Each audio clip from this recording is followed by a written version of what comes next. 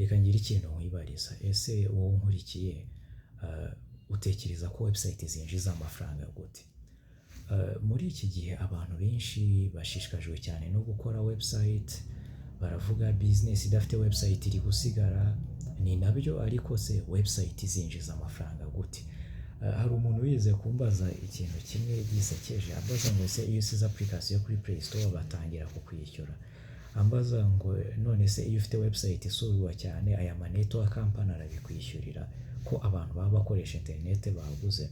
Ntabwo ariko bimeze, ntabwo ari uko nguko ibintu bikora, ahubwo ngiye kubisobanura mu magambo makeya. Ikintu cya mbere ukwiriye kumenya gituma website nyinshi zinjiza amafaranga ni ukwamamaza.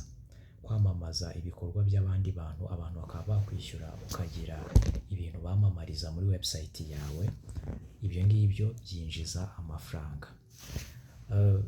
Ikindi kintu cyinjiza amafaranga ni ugucuruza, of course, gucuruza serivisi, gucuruza ibicuruzwa bitandukanye, no kwishyuza abantu abonoma. Ukoze website yo kwigiramo, yo kureberamo filime cyangwa n'ikindi, cyangwa n'umupira ukayishyuza, ukishyuza abantu kuyikoresha, cyangwa na website ikoreshwa mu kazi birashoboka ko yaba ifite features ushobora kwishyuza abantu kuba bakoresha. So ibyo ngibyo ni uburyo bworoshye bwo kwinjiza amafaranga binyuze muri website yawe, ariko hari n'ubundi buryo bwinshi bushobora gutekerezwaho.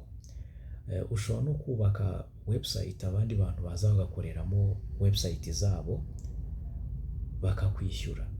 Hari uburyo bwinshi nzagenda mbisobanura mu gihe kiri imbere. Gusa nagira ngo bibe clear, ntabwo ama network company akwishyurira kuba website yawe igaragara ku internet, ntabwo ama search engine abikwishyurira, nta nubwo iyo ukoze application ukayishyira muri Play Store utangira kwinjiza amafaranga.